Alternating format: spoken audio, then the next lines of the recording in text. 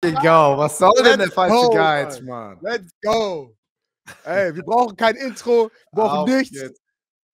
Ich war heute auch ein bisschen müde von meinem Workout, aber es ist egal. Beste Stunde, Märchenstunde. Warte, mein Licht ist Märchenstunde, beste Stunde. Oh, was geht ab? Let's go. Marc, wie geht es dir? Ach, mir geht es sehr gut, danke. Also du hast, wie gesagt, ein bisschen Low Energy. Ich glaube, bei mir das Internet hat auch ein bisschen Low Energy schon wieder. Ich bin schon wieder ein paar Sekunden hinterher. Aber trotzdem, nichtsdestotrotz, Märchenstunde, beste Stunde. Wir sind am Start und wir haben muss das sein. Zeit heute. So, let's go. So muss das sein. Und ganz ehrlich, auch in meinem Leben, immer wenn ich wenig Energie habe, habe ich die meiste Energie. Ich weiß nicht, ob das Sinn macht. Im Footballspiel, wenn es 2-Minute-Drill ist, ich bin schlapp, ich kann nicht mehr, aber jetzt muss ich drauflegen. Das heißt, immer wenn ich fühle, dass ich nicht so viel Energie habe, habe ich immer das Gefühl, okay, 110%, let's go. Ja, so ist es auch, Alter. Weißt schon, du denkst, du bist tired, Alter. Dein Körper sagt, weißt schon, es ist alles mental, weißt du. Du weißt gar nicht, was du alles noch in dir drin hast, Alter, außer du musst, weißt du, wenn du keine andere Wahl hast. Ich weiß noch, wir hatten mal einen Mental Coach am College und er hat über Mental Toughness geredet und er hat gesagt, hey, ich möchte euch, dass ihr euch jetzt vorstellt, dass ihr so viel und so 100% Gas gebt, so viel wie ihr könnt. Es ist einfach komplett Vollgas. Und wenn ich euch jetzt eine Waffe an den Kopf halte und ich sage, ihr müsst mehr machen, könntet ihr mehr machen. Und weißt du, alle sagen natürlich so, ja. Weißt du, das heißt, dein Körper ist, auch wenn du denkst, du gibst 100%, dein Körper ist in der Lage, noch mehr zu geben. Also, weißt du, er wollte nicht sagen, ich bin gewalttätig, aber er wollte halt sagen, immer wenn wir denken, wir haben immer noch mehr Reserven. Genau. Da gibt es diese Regel von den Navy SEALs, die besagt, ich habe dieses Buch gelesen von David Goggins, der auch Navy SEAL war und alles. Super. Kranker Hund. Aber er meinte, wenn dein Körper, ich glaube, es ist die 70 Rule oder die 40 Rule, irgend sowas, wenn dein Körper sagt, der schreit dich an innerlich, sagt er, ich bin durch, ich kann nicht mehr, dann hast du, glaube ich, erst 40% deines Maximums erreicht. Ja. Weißt du, da ist noch so viel in dir drin, was krass ist, weißt du. Schau mal jetzt ein bisschen reden, Alter, gute Energie. Läuft schon wieder. Hey, heute aber, weil er kommt gleich und ich will euch noch ein bisschen noch vorwarnen. Heute, die erste halbe Stunde wird wahrscheinlich in Englisch sein, weil ihr zu mir gesagt habt, es ist egal, ob es Englisch oder Deutsch ist. Und ich habe heute eingeladen, glaube ich, einer der Menschen, es gibt wenig Menschen in meinem Leben, die mir mehr bedeuten als ihn. Und zwar ist es mein College Defensive Line Coach, Jeffrey Commission. Und ich sag euch, er hat mich kennengelernt, als ich ein Papi war, weißt du, und hat mich wirklich dabei, er war eigentlich schon fast wie so eine Vaterfigur in dem Sinne. Also er war wirklich alles, was man sich als Coach vorstellen kann. Er war ein Role Model. Ich glaube, kein Mensch in meinem ganzen Leben, Marc, kein Mensch in meinem ganzen Leben hat mir den Arsch so aufgerissen wie Jeff Commission. So, ja? Du glaubst es nicht. Kurz als Hintergrund, er war dein Coach für alle, wie viele? Warst du 5 Jahre oder 4 Jahre? 4 Jahre. Meine ersten 4 Jahre war er mein Defensive Line Coach und hat mich wirklich dabei beobachtet, wie ich von kleiner Heini zu einem Anführer in der Mannschaft wurde. Auch in meinem Buch ist dann ein Kapitel und hat da sozusagen sein Interview, wo er über mich redet. Und ich habe ihn heute angerufen. Ich meinte so, ey, ich habe ihm kurz Märchenstunde erklärt. Ich meinte so, ey, es würde mir voll viel bedeuten, wenn du vielleicht vorbeikommst und uns die Perspektive als Coach gibst, weißt du, natürlich, er wird auf jeden Fall Stories über mich haben, weil er hat mir so viele Tipps im College gegeben und ich habe immer das Gegenteil gemacht. Und er hat immer gesagt, Kassim, magst du Schmerzen? Mental und physisch? Ich so, nein, wieso? Weil immer, wenn ich dir versuche, Rat zu geben, dann hörst du dich auf mich. Und weißt du, so, und wirklich nicht nur auf dem Footballfeld, auch in meiner ersten Beziehung, die ich jemals hatte, also erste richtige Beziehung, die ich am College hatte, da war er immer für mich da. Ich konnte immer in sein Office. Und ich freue mich halt richtig, dass ihr ihn gleich kennenlernen könnt. Und dann können wir da noch ein bisschen drüber reden. Krass, Mann, sehr geil. Nur meine Frage von vorn zu. Du warst 4 oder 5 Jahre am College? 5. Du hast graduated, ne? Okay. Ja. Okay. Ja, Mann. Was ist dann passiert letzte Saison? Ich weiß noch, er hat mich sogar, kann er dir bestimmt auch gleich erzählen, er hat mich in sein Office gebeten. Wir haben nur einen Headcoach bekommen. Und du weißt, ob es NFL oder College ist, wenn du einen neuen Headcoach bekommst, Die klären dann immer. werden alle gefeuert und dann bringen die ihre eigenen Jungs da rein, ihre eigenen Coaches. Und er kam so, ey Kassim, wenn du sagst, soll ich hier bleiben oder soll ich woanders hingehen? Und ich meinte so zu mir, sei ehrlich zu mir. Ich meine, ich hatte dich für 4 Jahre, du bist wie Family, aber ich kann mir vorstellen, dass es gut für mich ist, von einem neuen Coach zu lernen. Habe ich so zu ihm gesagt. Und er meinte, da stimme ich dir zu. Weißt du, und dann meinte er, so oder so, er wäre nicht geblieben. Aber er wollte nur so meine Hatte er Meinung. hatte er die Option oder was? Nein, er mochte, also der neue Headcoach und er, die waren, glaube ich, nicht auf einer Wellenlänge. Ja. Aber Krass. ja, auf jeden Fall hat Chat auch gleich so, ihr werdet gleich Football von einer ganz anderen Perspektive sehen und hören, weil aus dem College-Coach, weißt du, weil die müssen in der Offseason recruiten, weißt du, wenn es keine College-Saison ist, dann musst du kleine Highschool-Kids den Hintern küssen, so komm zu Boston College, beste College, bla bla bla. Bist du auf einmal, wie heißt das, Mobilkaufmann, Verkäufer. Wie heißt das? Ja. Used Car Salesman, Alter. Du bist Ja, ein Mann, richtiger, du bist ein Verkäufer, Alter. Du bist ein Salesman. und Okay, ja. sag mir nochmal seinen Namen. John, ist es richtig? Jeff Commission. Nenn ihn Coach. Du weißt, das ist die Ja, immer. internationale Regel. Wenn ein Ja. Coach ist, alle nennen ihn Coach. Ja, ist auch so. Mit einem französischen Nachnamen, oder was? Kann er dir auch gleich erzählen. Aber Ist er in Louisiana, oder was? er ist from the Islands. Oh, okay. Ja. Let's Und go. ich sag mal, ich habe gleich ein paar Bilder von ihm, von uns. Wirklich sehr, sehr nett. Das ist das netteste Bild, was ich von uns finden konnte. Und ich gucke mal, ob er schon eine SMS geschickt hat. Noch nicht. Okay, gut. Das netteste Bild, was ich von uns finden konnte, bis ich totlachen. Ich freue mich sehr, weil dann einfach, er kann euch wirklich nochmal eine ganz gute andere Perspektive und einfach, ey, im College mit deiner Familie, der Druck auch von oben hinaus, ist halt viel los, Mann. Bist du dicke mit deinen College-Coaches?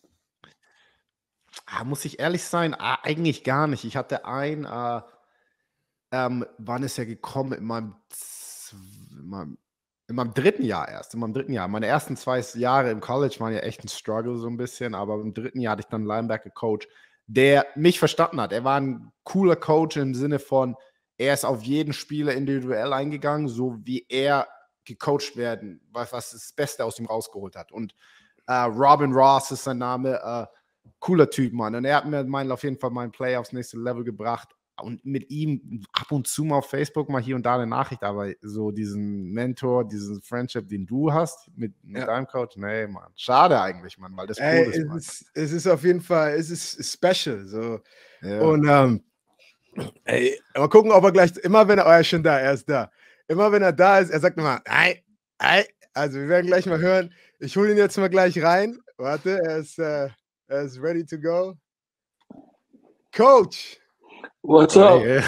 You are on the show. Thanks for joining us today. What up, Coach? I'm Mark. It is a pleasure to meet you, man. That's Martin Zocha, also a German guy, played in the NFL for a couple. Actually, he's still active, but he's not on the team, on the roster. Coach Jeff Commission, I just talked about, you had a big story in my book. You talked in my book. You were like a true,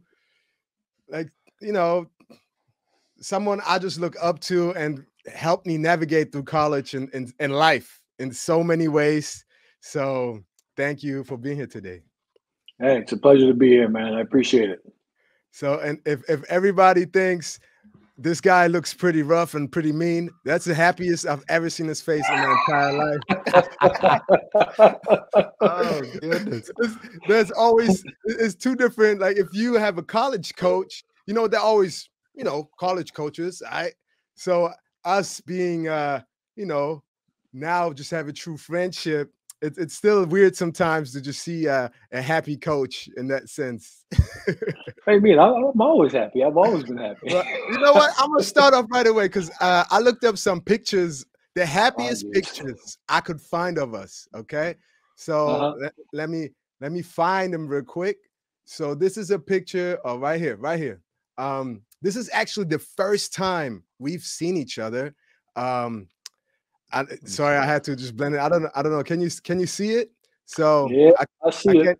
So right here, this young fella, that's Coach, and this is me still in high school, and I had a workout at Boston College, or like a camp, which we're going to talk about in a couple minutes.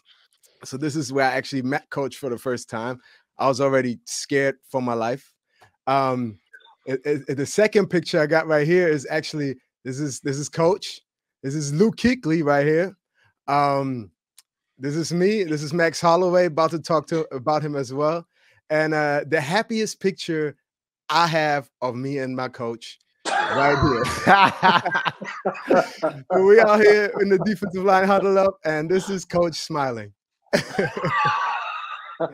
all of that is directed straight at you too. You see that? Oh man.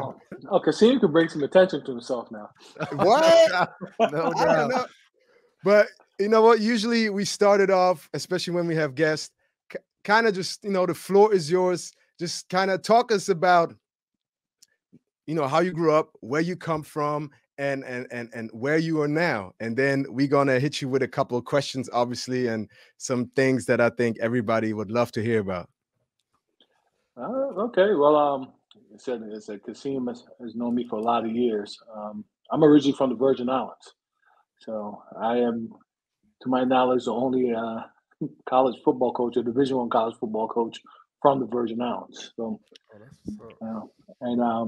said I've been coaching now for 20 plus years. It's enjoyed every second of it. Had a chance to coach unbelievable people like Kasim and many other young men who've come to my life. And I said I enjoyed all of it. I'm married, wife, 2 daughters who, they both have been telling people when they were younger. I used to tell people Kasim was the older brother. I don't know why, but they would say that to people. But I said I've had a few, coached a few different places. Maine, Boston College, Harvard. I'm now at Cornell. I've coached at Old Dominion. So said life's been pretty good. So I have no complaints. No complaints whatsoever. I remember in college, everybody always thought, because especially my freshman year, because I never met my father kind of in person, and everybody was just like, well, if we put 2 and 2 together, this guy looks like he could be your dad. And then I was like, what? And I had hair back then and barely had a beard, and everybody was like, I'm pretty sure if you do everything in life that you're not supposed to do, you're gonna be just like Coach. And look at me now. Like I'm a semi-coach. I'm bald as well. I have 2 daughters. So but Coach, one thing I really want to ask you about, because we have so many football players on the show who talk about kind of their football schedule and their ups and downs through their playing career. But obviously you play college ball. But what I find much more interesting is people don't realize how much work goes into being a college coach. So I would love to kind of run us through, as in season and off season, what the things you actually responsible for and that you have to do in your daily coaching routine. Well, first off, I mean, as far as I don't know if there is an off season. There used to be an off season when I first became a coach, and that changed probably my second year in. But it's a lot of demand on your time and your family's time. Thank God for my wife, because she's a former college athlete herself, so she kind of understood what it takes. But I mean, it said during the season, I mean, you may as well just from August till December, you may as well just chalk that up as you will have no life, right, other than being in the football office, hanging around your players. You see a family on a minimal basis thing. My wife used to bring the girls to the games, but most of my time is spent in the office. You get up early, there's sometimes I'll get to the office, the sun ain't up yet. And when I leave, the sun still isn't up. Apparently, it was up some point during the course of the day. I just missed it, but you know, it's a lot of work. You know, attention to detail that has to happen in order to be successful. Right, to give the young men that you're coaching a chance to be successful. So, and as a coach, yeah, there's a lot that goes into the X's and O's of it. You know, in preparation, preparing the players, right? Between meetings, you know, film study. You know, there's a lot of details that go into it, as you guys know from your careers as well. Right. The thing that sometimes goes unseen is the work that you have to do with players per se to help them be successful. You know, and that work isn't just football. That work is in their day-to-day lives, because if you don't help them navigate that, a lot of times they don't have the success they need to have. So, and I told guys, I said, if you can get, you know, make sure that your day-to-day life things are in check, and make sure that your academics are in check, football becomes easy. Is when things are out of whack is when guys usually start to struggle. So as a coach, it's your job to also make sure that you help them navigate through all aspects of life, not just football. Football is the fun part. You go out in football. You said the best time of the day for me would be practice, in meetings and practice with my guys, because I'm spending time with them there, and you know, and that's the fun part of the stuff for me. Right.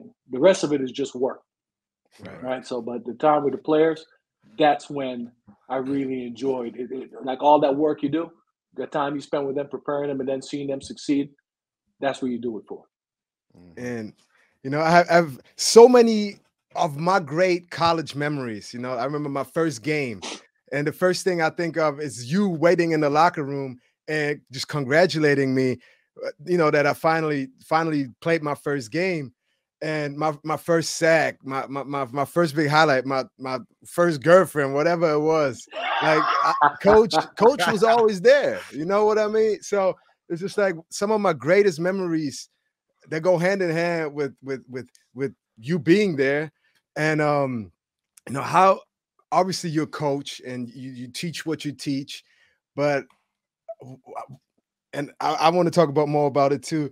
Just as a human being, teaching young men who become men, like how do you do it? You know, because obviously you can't just be like, hey, you have contain right here in the C gap. It really is more like you got to really almost teach some of these guys how to live their lives as men. And I remember one quote you always said is conduct yourself as gentlemen at all times. And that sticks with me today. I'll tell my daughters, but I kind of just say conduct yourself like ladies all the time. But you know what I mean? It's just so many things that stuck in my head that you taught me.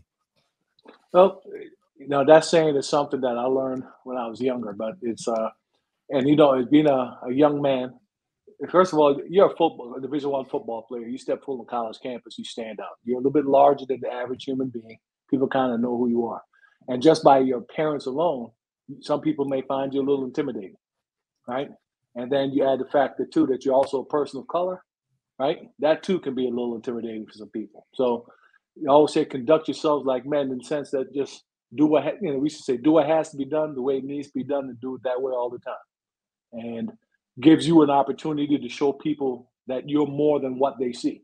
So that was a big part of it, you know, with you guys. And just, I always say that too, and I still say it today, conduct yourselves like men, because I want people to look at you and see you for who you are, right? Not just being a football player, not just a larger than average black man, right?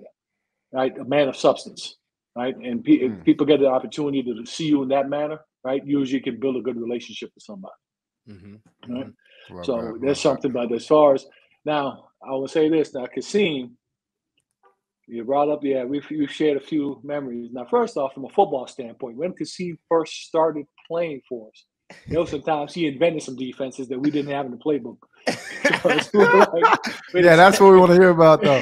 Those are the stories we were waiting for. All right, it's like, wait a second, Kasim, you know you're supposed to be long sticking here. He goes, yeah, but you know, I saw him doing this. I just went around him. I was like, so, and unfortunately, sometimes when he did it, he made plays. So literally, and of course, I'd never told him this. So I could go back in the meeting room with Spaz and McGovs and be like, shit, you might have to put that in.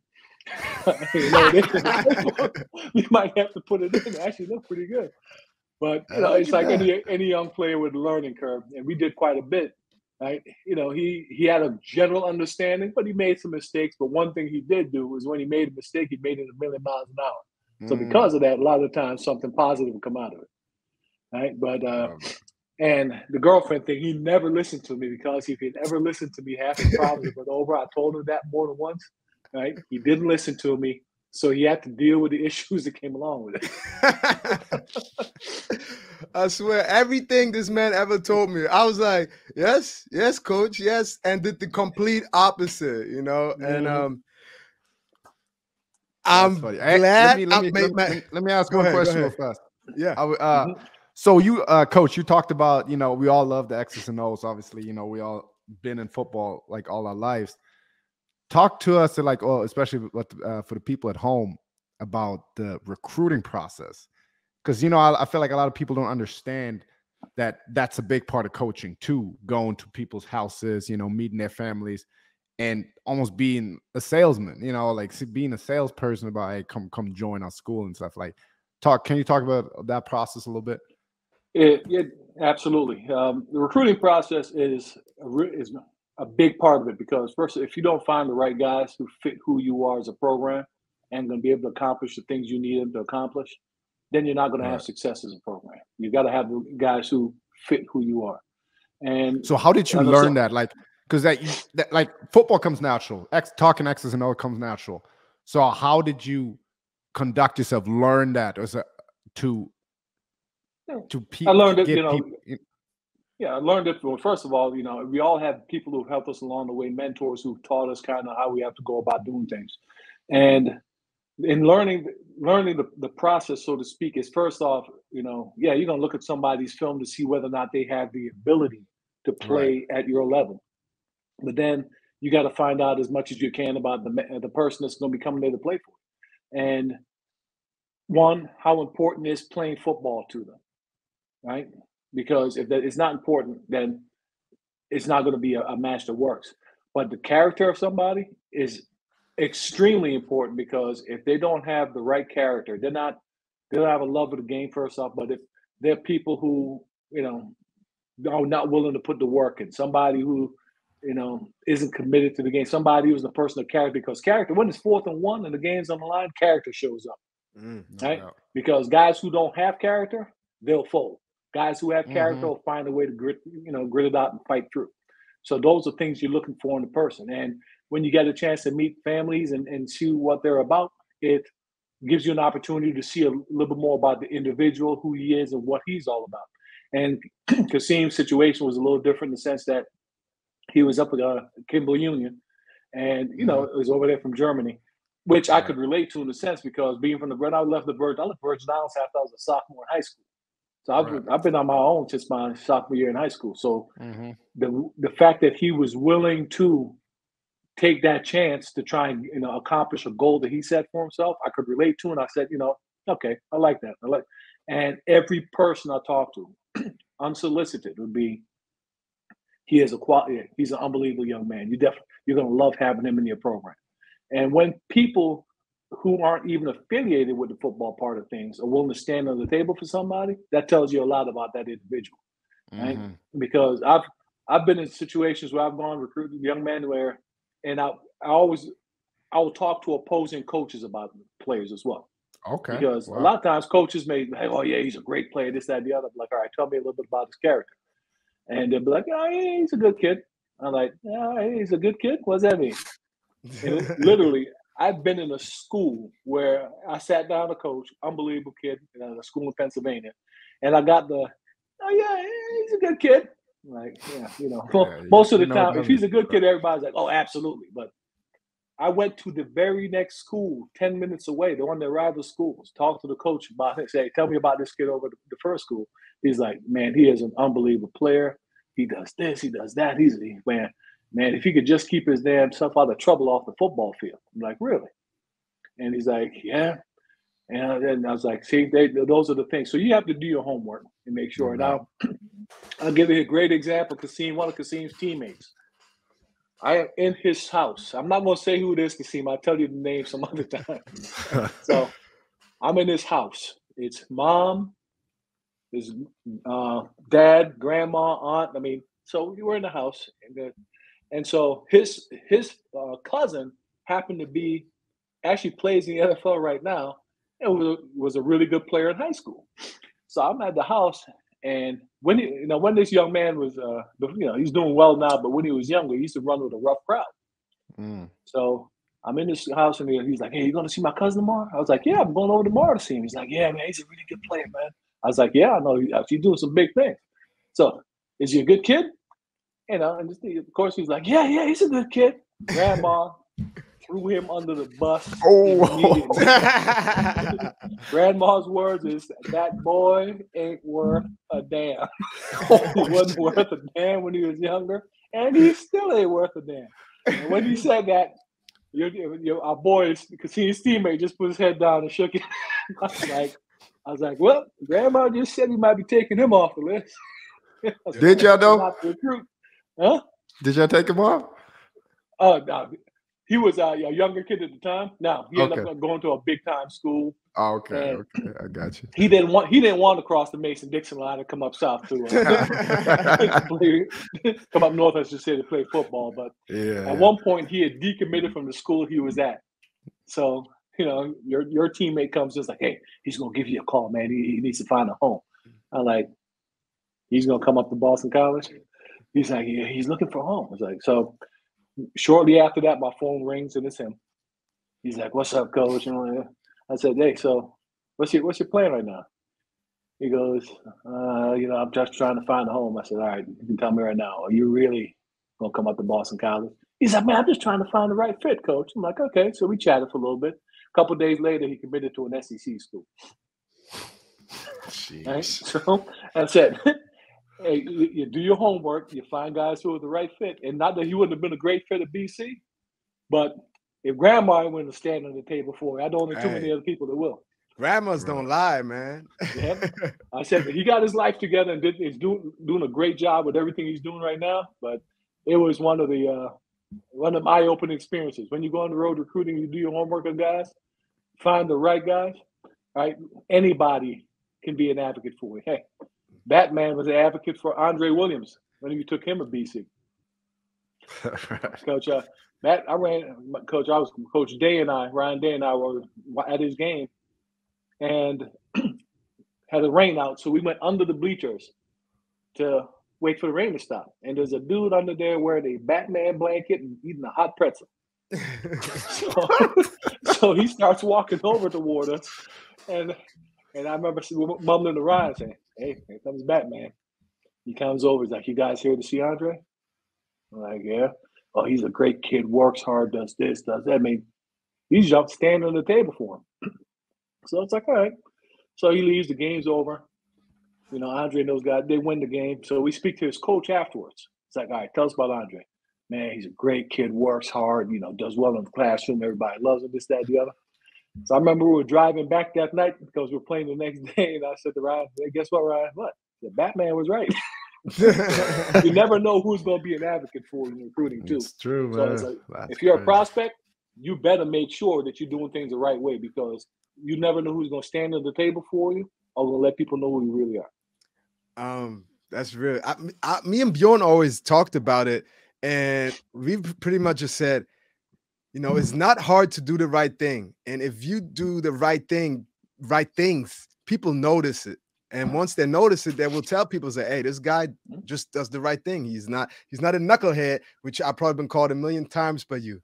But what can you, like, if you would talk to especially the German crowds, the German kids, guys from Germany trying to play high school ball, college ball, as somebody who recruits, what could you tell them are one of the biggest things that you want to see on tape? Because quite honestly, if I look at my high school tape and if I look at my tape as a college freshman, I'm terrible. Okay. So I don't know what you could have seen, but it must have been something.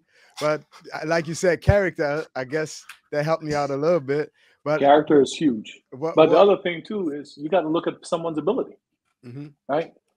Very few guys come out of high school ready to play Division I as true freshmen, right? So you're looking for guys who have athletic ability and IQ, that can, one, the ability to do what needs to be done, but then also somebody who's coachable and has a decent football IQ, because now there's somebody you can develop, right? And we look for all those things, like, is he going to get bigger? Is he going to get stronger? Is he going to get faster? We look at those things, but he better have the ability. He better have the football IQ, right, in order to learn the game. And it's in all those other character traits that we look for. So, and at BC, we're not at Boston College. You weren't going to beat Clemson on a kid. I mean, Clemson is Clemson. Bjorn went to Florida State. We know why, but we won't talk about it right now. But you find guys and you develop those guys, because Kasim was somebody who maybe wasn't on a lot of people's radar, but he had a lot of ability. He had a lot of twitch, right? He loved the game of football. I mean, look at what the sacrifice he was willing to make to get an opportunity to play Division I and play in the NFL, right? And you look at those things along with his ability, and you say, all right, there's somebody I can see myself working with. Same thing with Max. Everybody's like, Max is too small to be a Division I defensive end. Y'all look at his size, right? Max can play. I mean, he proved it more than once. And I remember his first start was against Duke. I don't know if you remember the game, Kasim. Yeah. Right? Man, he goes out against Duke, his first start ever, 11 tackles, a couple of sacks, and also had the play of the game at the end of the game where he knocked the ball down to seal the game for us. Yep. Right? And you find guys who have the traits that you're looking for, that what, these things are going to help us be successful. He's going to have a lot of success here. He's going to be able to be a good player for us. Those young people in Germany, they need to, first off, master the craft to the best of their ability, because you got to show on tape that you have the ability to do it. Right? And then once you do that, then you have to get that film out to people. Now, it's a little bit harder for you guys, of course, trying to get over here. Right, but get that film out to people. And guys like Kasim, the guys who have come over who have had success. So because of that, people are going to be willing to take a good hard look at it to see if what, this young man definitely has a chance. So, and then if there's opportunities like Kasim had to maybe get over to a Kimball Union or a school over in the mainland. So now, you had the film from back home, but now also here I am. I'm playing at this school, and guess what? I'm still doing the things that I know I'm capable of doing. Then that's going to make us have to pay attention. That's real, because I know one of my former college coaches just hit me up because a German entered the transfer portal, and then he was just saying, "Hey, are you friends with him? Can you talk to him? Kind of just get some talk to these guys, because even German cats are on the radar of college coaches, and obviously they don't know as much. So then it's like, okay, what German do I know? Kasim, boom, and then that's how you get just that opportunity where something could happen. One thing I also wanted to say, and maybe you got a couple more stories you want to share. A couple of unforgettable moments with me and Coach. We played Notre Dame. Okay, I think it was 2012, and I was becoming one of their leaders on defense, and felt pretty good about myself.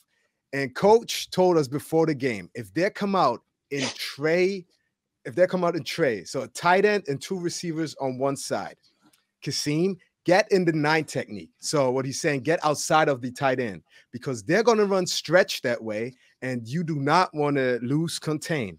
I think the tight end was Kyle Rudolph at the time, who was pretty decent football player. And I'm like, all right, cool, got it, coach. It's Trey. I do not line up in the 9 technique. I get reached. They run for like 16 yards and get a first down. Coach on the sideline, he looked brown now, but that man was red only right here. Bow. Okay.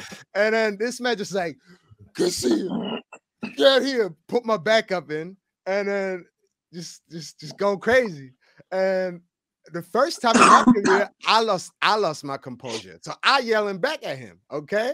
And he was like, oh, that's what you want to do? Well, sit your ass down. So for the rest of the game, pretty much, I was sitting on the bench, and not the whole game. I played a couple more plays for sure. But like moments like that, because I know young men, it's hard. And I mean, at any time, really, it's hard to keep your ego in check when you play with so much pride.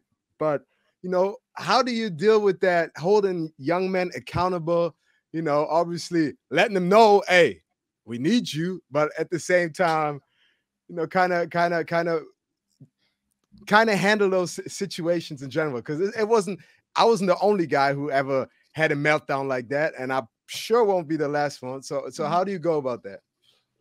Well, first off is, football is an emotional game. I mean, all the work and preparation you put into playing a game once a week. And, unless you actually play the game, you don't understand. I mean, you're in a combative situation, right, for 3 hours on Saturday, right, going toe-to-toe with somebody. Sometimes it's 2 versus 1 when you're a D lineman. And so there's a lot of emotion involved in the game. So when the player talks back to you, there's disrespect, and then there's a player's just desire to win. And as a coach, you got to be able to tell the difference between the two. Somebody getting upset in the heat of the moment, who wants to do well, who's a competitor, wants to win, is not somebody that you would ever, you got to understand that. You may have to pull them out of a game, calm them down, do whatever, bring them back in, right? Because those guys are still you're going to need them at some point to win. And you don't want to crush somebody's confidence, because if you take a good player and you crush his confidence, right, a lot of times guys aren't able to bounce back from it. So as much as you get out after guys about things, you also got to be able to put your arm around them too when need be, because there's good and bad that's going to happen through the course of the game, every game. All right. So, I mean, the same thing you did to me, Kasim, BJ did that. We played North Carolina a couple years before BJ Raji, the defensive tackle, Packers. And it was just him being competitive. The same thing I said to you, the same thing I did to you, I did with him. Right? I remember at halftime, he comes up to me in the locker. He's like, "Coach, I want to apologize." Like, BJ said, he's over. Just like with you, disrespect, in the heat of the moment on the football field, and you want to win, right? Mm-hmm. And there's frustration involved. And so we work through it. We move forward, because that was the same year where Notre Dame went to the national championship game, right? And they ended up beating us 21-7, not 21-7, 21-7 that game. And it was 14-7 late into the fourth quarter before they threw their last touchdown pass. And so, you guys kept them pretty much in check the entire game, right? Give credit to them. They found a way to win the game. But you guys were undefeated Notre Dame team. You guys were hanging with them and banging with them the entire game and kept them in check for the most part. Man, I'm telling you, Coach Kamish is also that one guy.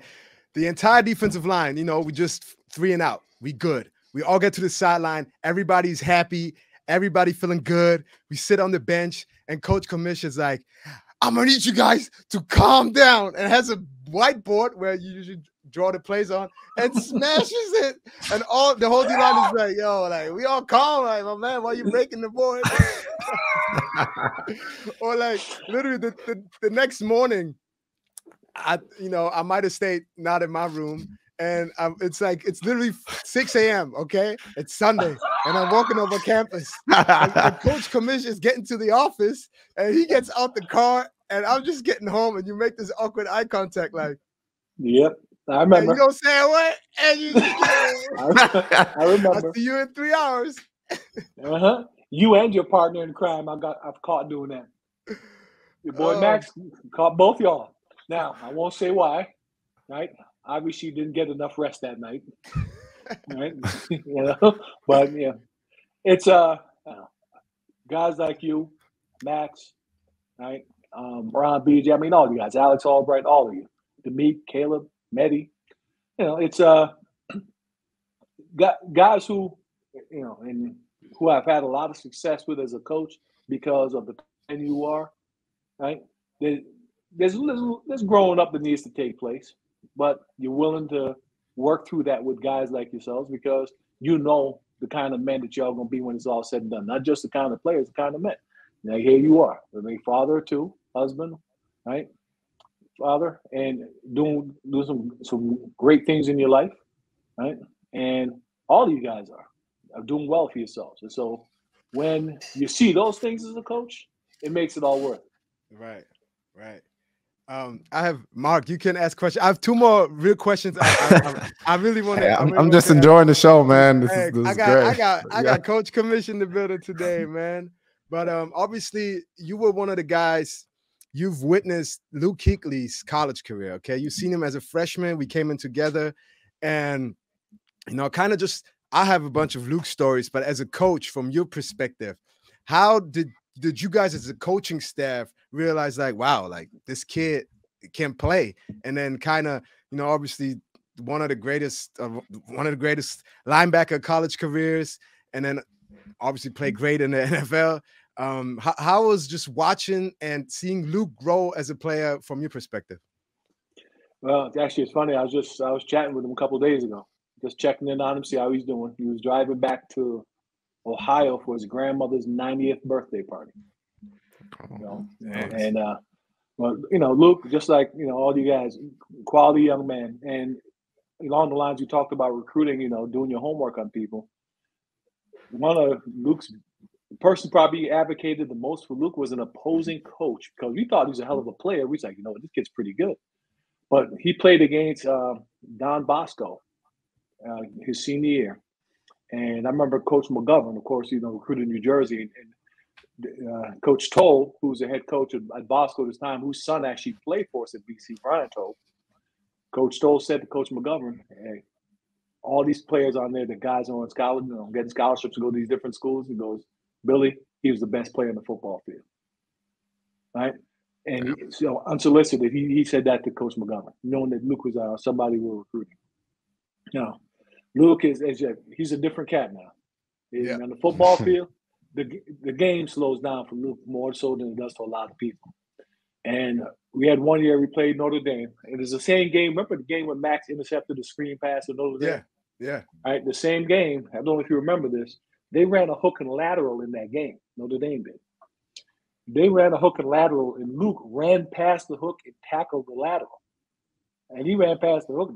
I'm pretty sure the kid had the ball in his hands. So he tackles the kid. We come back to the sideline, and we're all like, how the hell did you see what the hell the play was? Because how fast this game is. On the sideline, when we see what the play is, and we go, and you start yelling, it's a hook and lateral, and the play's already started, it's too late. Yeah. It's too late for him. But Luke saw it, tackles the play. He comes to the sideline. We're like, well, how the hell did you know what that play was? He goes, I just saw what it was. And I remember Billy McGovern is standing right there next to me. He looks at me, he goes, it's all coaching. It's all coaching. I'm like, yeah, okay. Luke. He was a different player now. The game slowed down for Luke. Because coaches do so much film study, and I thought I was doing a lot of film study. I'm in there for 45 minutes. I'm like, man, I'm ready for the game. And, Luke really had that Luke was in there for 5 hours. And, Luke was telling Coach McGovs, like, hey, Coach, right here, when the tight end's right there, usually with the two receivers over there, they have a tendency to play that counter with the guard pulling, right? And I'm just like, yo, Coach, the tight end blocked me. There was true levels to it, because he understood early just what kind of detail it takes to understand what's coming. And in the league, he only, man, it's crazy. Mm-hmm. It's it. And that's the learning curve. So you want the guys who are coachable, who understand the game. Because early in your career, it would have been seriously just, yeah, Coach, your tight end blocking me. Right? Later in your career, you see looking at backfield sets, and you're like, okay, we're gonna get this. You and Max are communicating across the field to each other because you guys know what plays are, and things like that, to try and help each other, protect each other in the football field. Communication on defense. If you don't have communication, you don't get your ass handed to you. So, but Luke early on, he took it to a different level early in his career. I'm telling you, it's crazy. Mark, this last thing I'll say, then you got to ask some questions. Sorry. But, I always said, and obviously there are always some coaches on your staff where you'd be like, man, you just work together. But then there are really some coaches, as hard that they are on you, okay? And trust me, Coach Commish was really hard on me. I felt like, I remember there was one moment I was on the field, I was just mad because I didn't do as well as I wanted. And I came on the field just always in a bad mood, because I hated to lose so much, and I felt so much pressure. And then because coach told me, hey, Kasim, be tough. And that really was a switch in my college career, because coach came to me and was like, yo, Kasim, I told you to be tough, but I also want you to enjoy the game. You literally out here for 2 hours and hate every moment of it. Yeah, it's good to see you playing aggressive, but it ain't doing nothing if you don't love it, because then you won't progress. So that was a big thing that I tell the next generation as well. And I know you have to be so patient as a coach, because when I teach, my teammates in Germany technique and how to tight punch and first step, and you do it 100 times and they're still doing it wrong. You just got to do it over and over again. So I have so much respect for every coach out there. But what I really wanted to say is, we always said Coach Kamish is that one coach. If you're in jail, okay, you do some dumb stuff and you end up in jail, coach is the first one that's going to be right there and going to bail you out. Man, he pay whatever he has to pay to get you out of there. And one thing that means so much to me too, having you as a friend, as a mentor. I remember we talked about him a couple of times. Max Holloway, he was one grade above me. In my opinion, so much more talented than me, great player. And he passed away. It's just like some coaches just stay coaches. You're out the program, you're out the life. Man, coach was the first one who checked in on me. Coach was the first one who reached out to hold the D-line. Another one of our past teammates, Max Ritchie, amazing player, even better person, passed recently too. And you went to the funeral, right? And it's just, we always say football is family. I want you just kind of to talk about what it means to you to be able to coach and grow with these young men and have a relationship that's deeper than just teaching them the X's and O's. No, like you just hit the nail on the head. Football is family, right? And all the gentlemen I've had the privilege of coaching over my years, I consider all of them family, right? And when I always tell them that, if you ever need me for anything, just reach out, and I mean it. And I'm always in any way, shape, or form I can be there for any of these gentlemen, right? Who I'm proud to have had the privilege of coaching. I will do it in a heartbeat and do anything I can for them. I said, unfortunately, we lost Max. It's it was a tough one when that happened, right? And lost him. We lost Ron too. That was tough as well. Max Ritchie recently. And so for me, it's never been not being there, in the good and the bad. It's never been consideration. It's just be there, right? And now, so that'll never change. That's just the way it's always going to be. With everything I ask of you guys, right, at the very least I can do is give the same of myself, right? Now, as far as me being there, if you're in jail, we'll have to look to see the severity of the crime to see whether or not I'll be able to actually get you out of jail, Kasim. So let's make sure we keep it white collar crime. You're gonna get me out of jail and then beat my ass. You know what I mean? That's cool. No, but yeah, my guys are my guys. Period. There's no gray area there for me. And yeah, and I always say it because it really, as a unit, you are able to push yourself even further. And I felt that even in the NFL, because you're true professionals, you work together, but the atmosphere that and Mark, you can probably talk about that too. The atmosphere that you have with your college teammates, man, it's like you truly like inseparable. Like there's nothing. Everybody knows everything about each other. Your fears, your strengths, whatever, and that bond is truly a lifetime. And and I'm happy that I had you as a mentor, because I feel like so many things that I do in my life now, the principles, the kind of just how I'd go with the next generation, teaching young men. I have a lot from you, and I remember Coach has a tattoo, Bushido. The way of the warrior. And, Yeah. and, you know, he put me on that. Like Nice. in my garage, I have a big sign, Bushido, and it talks about the 7 virtues of you know, the samurai. And coach got a big old tattoo, so he about it. Okay, he's about it. Well, and again, Kasim also sent me that same banner you have, and I keep it in my office, right? So I see it every day. Oh yeah, I send him like, so I have it in big, and I send it in small to him. Yeah, I see it every day. Yeah. Mark, I was gonna open up the chat because we have a live chat right on the side. I don't know if you can. Let me ask one question, because I always like to ask, I guess. What do you think the future holds? Like, do you think you have ambitions to be a coordinator, maybe go to the next level? Where do you see yourself in the next 5 to 10 years? You know, I have ambitions, of course. You know, I'd like to be a coordinator. Maybe, you know, I don't know if I want to be a head coach. I've thought about it. I've had opportunity, like interviewed a couple of times. The thing with being a head coach is you got to be a bit of a politician, and I suck at politics. Right? I like to have real great with people, though. Yep. Yeah. Oh, no, he's gonna let you know. If you're gonna keep it real, we're gonna keep it real. That's all it is. But it's you know, one thing I've learned over the course of my career is the grass ain't always green on the other side.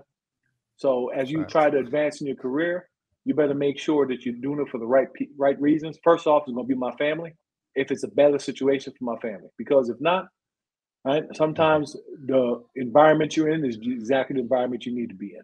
And I know there's a lot of coaches who, I knew a coach one time that was at 10 schools in 10 years, right? Literally 10 schools in 10 years. Now, how in the hell are you supposed to make a difference or do the job the right way if you spend a year at a school?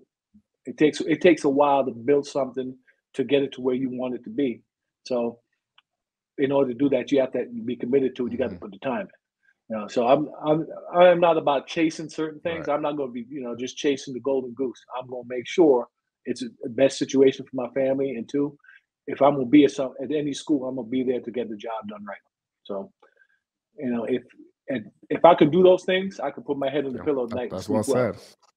So if not, obviously, absolutely, I need to change something. Right.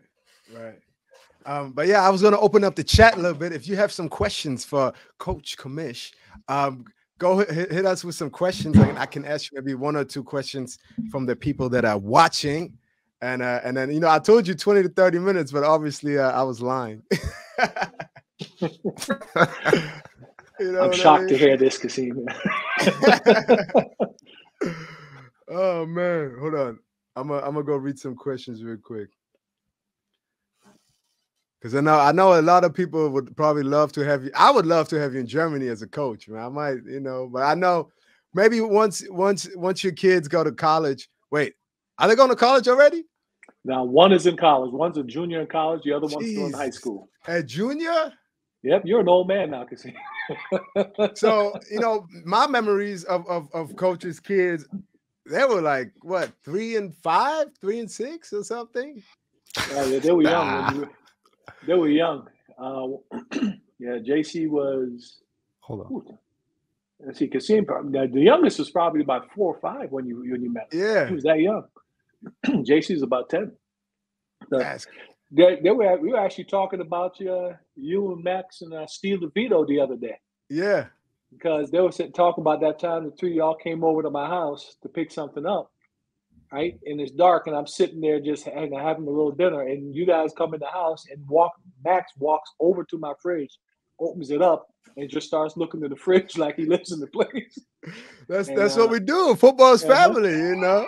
Yeah. And I remember we were making fun of Coach because you know, it's stressful, and now I know how stressful it can be to be a husband. You know, you have responsible for young men.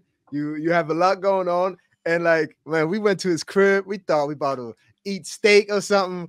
Coach put some hot dogs in the microwave. Was like, yo, y'all want some hot dogs?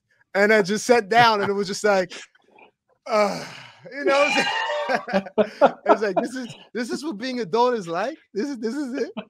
And now I feel it. Like every day I come home, I'm like, All right, what we doing? See, I know the fridge was empty. Max was real disappointed when he opened it up. Okay, here's a question. When somebody asked, when did you know Kasim will have a chance in the NFL? And I know you weren't with me for my last college year, but you know, I always felt like your belief that I could play the next level, and obviously just, you know, giving me as many tools as you can. But in my case, what was like a moment where you'd be like, okay, he might have a shot?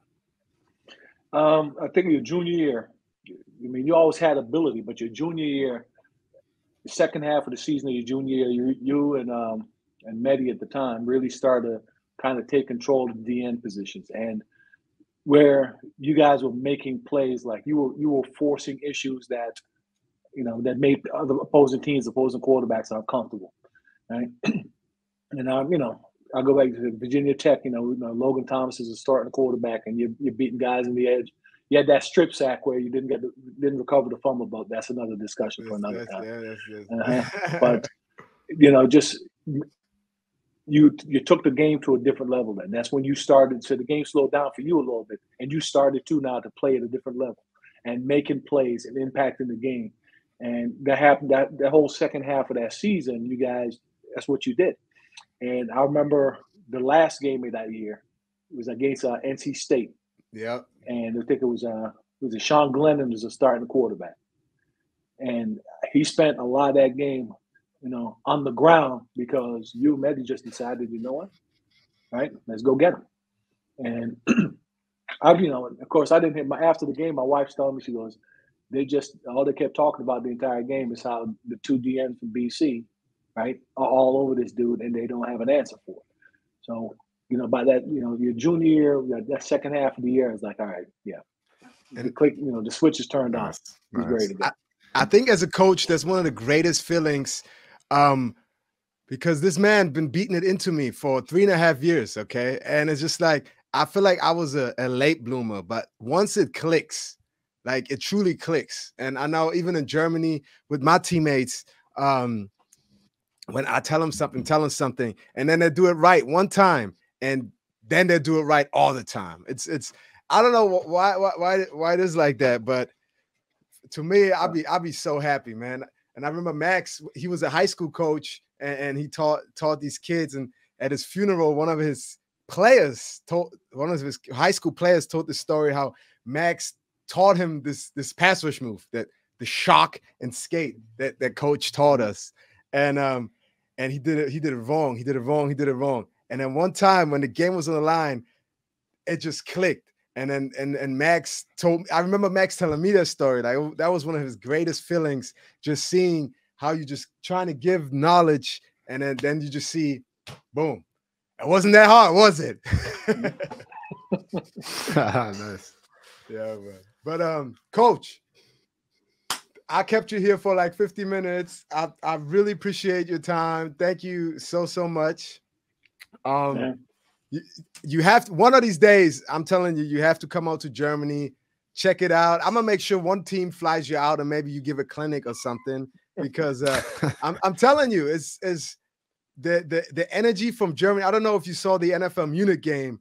There were like 3 million people try to get a ticket for the NFL Munich game. So wow, it's growing and growing, and I'm just trying to host you, man. I'll just come through, man.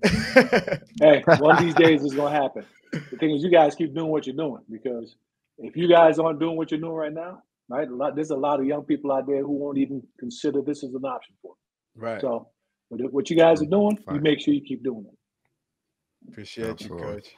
Coach, so appreciate you taking the time. It was I'm gonna shoot this man a text later, but Coach, do what you gotta do. We about to answer some more questions in German, but Coach, you're the best. Thank you so much, and thanks for being here.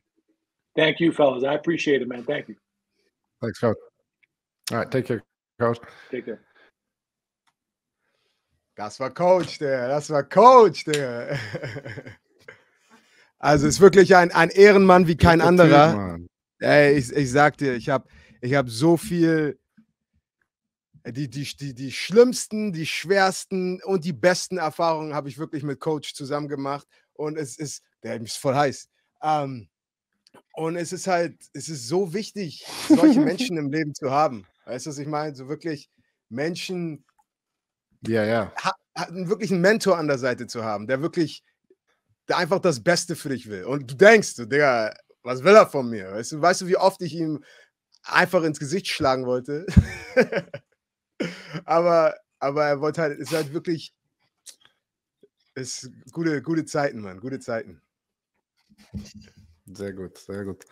Nee, cooler Typ, Alter. Und ich wollte euch auch nicht unterbrechen. Ich habe die Show genossen. Es war gut zu sehen, Alter. Reconnect, ein bisschen die alten Zeiten wieder zu erleben. Also, ihr habt das gut gemacht. Also, es war schön, einfach mal zurückzusetzen, ein bisschen zuzuhören. Das Geile ist, Football-Stories sind immer gleich. Ich schwöre so. Er redet einfach über alle meine Mitspieler, als würde alle im Chat wissen, wer die sind. Das ist echt so. Ich so, Digga, keiner kennt meine Mitspieler.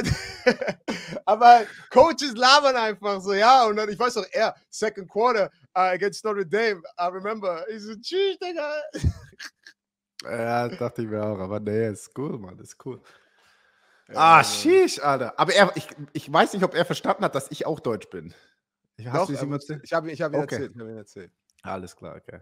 Ich habe ihn erzählt, Mann. Was auch ganz echt ein interessanter Punkt war, den du gebracht hast, oder er auch mit dem Tipps geben für andere deutsche Jungs, die auch diesen Schritt hier rüber machen wollen. Ne? Und ich fand das eigentlich ein ganz geiles Thema. Da müssen wir auch mal vielleicht sogar separat drüber reden. Aber das war ganz cool so, den Weg, den du gegangen bist, über die Highschool, weißt du, ich finde, das würde ich Leuten raten, statt so wie ich zu machen, direkt aufs College, Alter, weil meine Learning Curve war so, weißt du, das war so, ich kannte nichts, ich habe nichts gecheckt.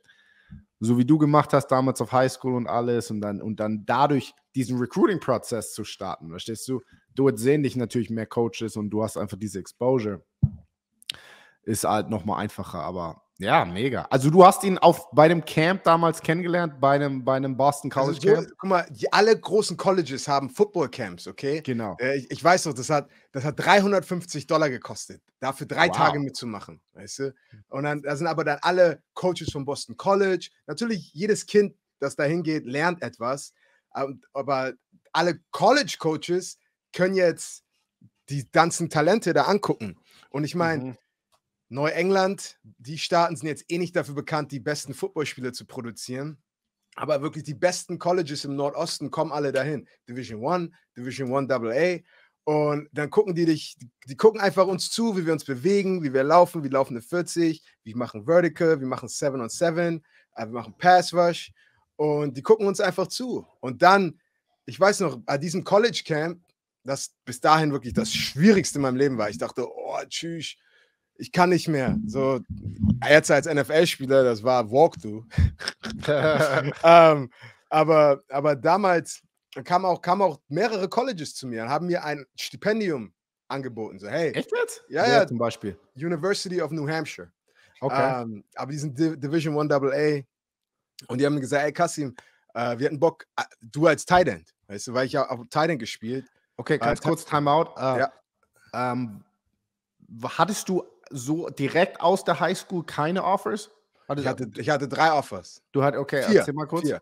Ich hatte University of Connecticut, UConn. Okay. Ich hatte University of New Hampshire. Aha. Ich hatte Southern Mississippi. Okay. Ja. Den ist schlecht. Und dann hatte ich Boston College. Southern Miss ist nicht schlecht. Aber Digga, Mississippi ist anders, Diggi. Ja. Ich weiß noch, ich hatte mein College-Visit, weißt du, dann hast du Visits genommen? Ich habe ein Visit gemacht zu Southern Miss, weißt du, und bei Boston College, alle haben Polohemd an, so wie Carlton Banks sehen alle aus, so, ey, Boston College, gutes Programm, gute Akademie, bla bla bla. Ich gehe zu Southern Mississippi, Digga, alle Goldzähne, Goldketten, Digga, Lowrider. Ja, ich Mann. Club, ich schwöre. Passt du direkt rein, Alter. Ich verstehe, also das ist schön, dass Southern American, ich habe nichts verstanden. Ja. Krass, Mann. Es war Kulturschock. Schau mal, ich hatte ein Offer. Das ist das Ding. Das ist der Unterschied. Du gehst auf Highschool und Leute sehen dich Highschool spielen. Ich habe nie in meinem Leben Highschool gespielt. Ich habe gefightet. Ich hatte Glück, dass Wyoming mir dieses eine Offer, das war mein eines Offer. Ja, Mann. Ja, Mann. Und es ist halt Exposure, weißt du? Je Es mehr ist Leute dich Exposure, sehen, absolut, je mehr absolut. Leute dich sehen, desto besser. Und Heutzutage ist es wahrscheinlich ein bisschen einfacher mit Huddle und alles, wo du Highlight-Tapes online, weißt du, einfach Leute haben, weißt du, die Reichweite ist riesiger heutzutage. Aber damals nix, Alter. Ich habe auf YouTube hochgeladen, kleines Highlight-Tape. ich weiß noch, Boston College, ich war schon Freshman am Boston College und Björn hatte ein Visit bei Boston College, weil Björn war ein Jahr unter mir. Okay. Aber wie gesagt, Björn war 3 and out und ich habe 5 gemacht. Weißt? Ja. Und ich war, seid ihr dann zusammen rein oder ist er ein Jahr früher? Also Er war ein Jahr früher, ne, in der Liga. Als wir nach Amerika in die Highschool gegangen sind, Björn ist als Sophomore hingegangen, ich bin als Junior hingegangen. Also ich war in meinem 3. Jahr, Björn war in seinem 2. Highschool-Jahr. Okay. 2 von 4. Genau. Und wie gesagt, dann war ich Boston College, Björn kam vorbei, er hat mein College, ich habe ihm gezeigt, ja, Björn, guck mal hier, voll cool, hier ist mein Zimmer. Er denkt so, ey, hier will ich niemals hingehen, wenn das so aussieht. und für Björn war seine Criteria, war Denise, seine Frau. Ja. Die musste mit ihm mit. Das heißt, er brauchte Housing. Weißt du, und Boston College hat gesagt, ja, können wir nicht machen. Aber Florida State hat halt gesagt, Digga, wir machen Housing klar, dass deine Frau auch mitkommen kann. So. Und Okay, das war der Pitch, warum Björn zu Florida State gegangen ist, aber Boston College wäre auch nicht gut für Björn gewesen. Nee. Was hast du eigentlich dein erstes Jahr gemacht? Dein Redshirt-Jahr? In welchem Sinne? Ich habe viel gemacht. Im Sinne vom Football. Hast du dich entwickelt? Hat dir das geholfen? Ja, super. Ich meine, ganz ehrlich, ich war ein Lappen. Okay? Ich war wirklich ein Lappen. Mein allererster College Football Drill war Kickoff Return und ich musste jemanden blocken und habe mich gleich auf den Arsch gesetzt. Und dann, ich war gefühlt athletischer als alle anderen in der Defensive Line. Und sag mal Maße damals. Ich war 1,89 und ich wog ungefähr 105 Kilo. Okay, also so wie jetzt. Ja, so wie jetzt. Aber nicht ganz. Aber nicht halt so, nicht so gut bepackt. Yeah. Aber ich habe auch schnell gelernt, dass Athletik bringt dich nur so weit. So, wenn du College Football spielen musst, musst du tough sein. Du musst aus deinem Stand kommen, du musst Technik haben, weil wirklich Jungs, die 1000-mal körperlich nicht so talentiert waren wie ich, haben mich zerstört. Und und auch mental, ich war halt eine Diva, also so wie Diva. Ich habe immer Tight End gespielt, ich wollte immer um alles rumlaufen und jetzt war es an der Zeit, einfach Kopf an Kopf zu ballern. Und das Jahr hat mir auf jeden Fall sehr, sehr hart gemacht und auch, dass ich verstanden habe, du kannst ja nicht Finesse spielen. Du musst deine Hände dreckig machen. Ja, bei mir war es genau, also bei mir waren es die ersten 2 Jahre, Mann. Diese Learning Curve, aus Deutschland zu kommen, auch ähnlich mental. Ich kannte den Sport, ganz ehrlich. Ich habe so gefühlt, Football, es war so viel komplexer hier drüben. Und komme aus Deutschland, wo es einfach simpel ist. Du hast da ein paar Spielzüge, dann ein paar Coverages, easy. Ich bin in den USA, ich dachte, boah, was ist denn hier los, Mann? Also richtig, die Learning Curve war riesig. Aber auch toughness-mäßig, wie du redest. Alter. Ja, ich dachte, ich bin okay, weißt du, ich bin ein starker Typ. Alter, diese physikalisch, ne, physisch, wie nennt man das? Physisch. Also vom physischen her war es nochmal 10-mal so krass wie in Deutschland. Ja. Und das war auf jeden Fall auch ein Ding, was ich lernen musste. So, boah, die ballern hier, die Jungs, weißt du? Das sind Dogs. Weißt du, Digga, die kommen aus, die Jungs auch zum Beispiel meiner Mannschaft, die aus dem Hood kommen zum Beispiel. Ja, die scheißen, das ist ja scheiße. Wenn ich dich umbringe, bring ich dich um, Kollege. Das ist deine Schuld. Weißt du, ich weiß noch, einer meiner Teammates, er ist aus dem Hood in Connecticut und er hat jedes Training, Digga, I put you in a body bag, aber er meinte das ernst, Digga, weißt du, ich so, Digga, ich will nicht in einem Bodybag, der lass mich in Ruhe. So. Aber 15 Kilo leichter, 2 Köpfe kleiner, aber wie ein Pitbull, er läuft auf dich zu und will einfach deinen Kopf abreißen. Und so sind halt so viele Jungs gewired und du musst halt einen Weg finden. Ja, wie es bei dir funktioniert. Ich habe halt auch so in der NFL habe ich genauso gespielt. So, ich konnte niemals physisch mithalten. Aber solange du deine Tendenzen kennst, weißt du, und ich habe ich habe immer angeguckt, was ist deren Stärke. Und die Sekunde, wo ich deren Stärke gefunden habe, wollte ich deren Stärke, deren Schwäche machen. Und zum Beispiel die starke Jungs, die so einen harten Punch haben und, weißt du, die Sekunde, die wollen nicht einfach in den Boden rammen. Das heißt, was ich oft gemacht habe, ich habe denen meine Chest gegeben, weißt du, das wird dir beigebracht, niemals deine Brust geben. Aber ich wollte, dass er mich anfasst und dachte, er hat mich. Und die Sekunde, wo ich merke, dass seine Hände hier sind, habe ich wieder meinen Körper weggezogen und habe ihn runtergezogen, dass er einfach auf seine Nase fällt. Und das habe ich ganz oft gemacht, wo ich einfach, okay, wie kann ich die schlecht aussehen lassen? Einfach mit Finesse. Und natürlich ab und zu musst du deine Nase reinstecken. Aber ich habe halt ich habe mehr Kunstturnen gemacht und Karate in meiner Kindheit. Und ich habe sehr viel von diesen Basics in meinen Football reingebracht. Okay. Ja, krass. Ich bin auch irgendwann einfach, mir hat es ein bisschen gedauert, aber irgendwann habe ich auch gedacht, okay, scheiß drauf, ich werde jetzt auch ein Dog. Oder das war mein Ziel. Und dann irgendwann Leute durchgelaufen. Mir war es scheißegal, weißt du. Also auch, weil physisch haben wir beide, vor allem ich habe athletisches Grundtalent, würde ich sagen, und körperlich war okay. Also ich war so 2,35, also nicht schwach. Und dann irgendwann so, okay, du musst es benutzen auch. Und dann, sobald da auch der Schalter umgelegt wurde, dann ging es los, Alter. Vor allem auf Special Team, Alter. Weißt du, durch Leute durchgerannt. Kickoff, Alter, du weißt ganz genau, wie hart es ist, Kickoff-Return-Block zu setzen. Und wenn du es weißt, also als Kickoff-Typ, dann nimm Advantage davon, und dann da. Alter, weißt du, wie viel ich auf den Arsch gesetzt habe in der NFL, weißt du? Weil du musst natürlich dich in die andere Position reindenken. Und irgendwann ging es einfach, Alter. Ganz oft, auch wenn mich Leute bei Instagram anschreiben, so, ey Kassim, mir geht's nicht so gut, bei mir ist was im Leben passiert, bla bla. Und so diese Philosophie benutze ich auf dem Footballfeld, in meinem Leben, was auch immer. Ich so, egal was passiert, weißt du, wenn du aufs Maul bekommst auf dem Footballfeld, wenn du Maul bekommst in deinem Leben oder beruflich, was auch immer, du hast 2 Optionen. Entweder du kriegst weiter aufs Maul oder du sagst, Digga, jetzt zu Ende und jetzt komme ich. Weißt du, es gibt nicht mehr. Das heißt, entweder du passt dich an und du wirst dann Punching Bag von allen deinen Teammates oder du punchst deine Teammates zurück und dann halt, wie heißt das? Die Streu vom Weizen. Weißt du, was ich meine? Aber du musst entweder diese Situation make or break.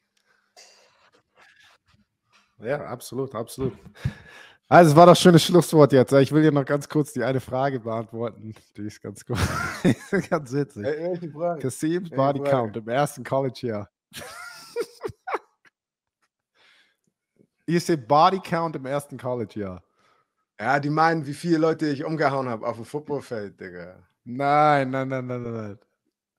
Ja. Du weißt ganz genau. Ja, die erste Regel vom Fight Club ist Don't talk about Fight Club. Nummer 1, okay? Ja, Nummer 2 ist, die erste Regel, wenn du verheiratet bist, die Vergangenheit ist weg, Digga. Das ist wie wie Thanos. Psch. Es gibt nur eine, Digga. Das ist meine Queen. Alter, smart man, sehr gut. Ich sag dir, Digga, ich habe eine Queen, das ist meine Queen, Digga. Ich weiß nicht, was du laberst. Null. Die Antwort ist null, nichts, niemand. Ganz davon. Ganz genau. Ja, Mann, Digga. Aber heute war von meinem Herzen die Sendung, habe ich das Gefühl. War gut, Mann, war schön mal so ein bisschen Insight zu hören, wie Little Kassim, der durch sein Leben, durch seine Learning Curve gegangen ist. Ich kann es mir gut vorstellen, Mann. Er findet einfach neue Plays, Alter. Er macht Longstick. Also für die nicht wissen, was Longstick ist, du shootest von deiner Outside-Position ins A-Gap, aber er ist wahrscheinlich einfach ins Opposite C-Gap reingegangen und hat funktioniert. Ich habe so oft gefreestylt.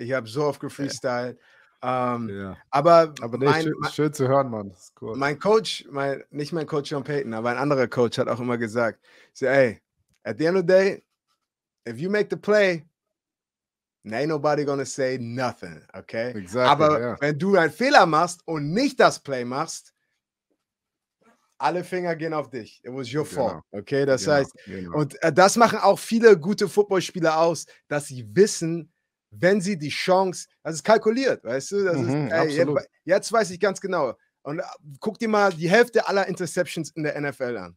Ja, das sind alles Tendenzen.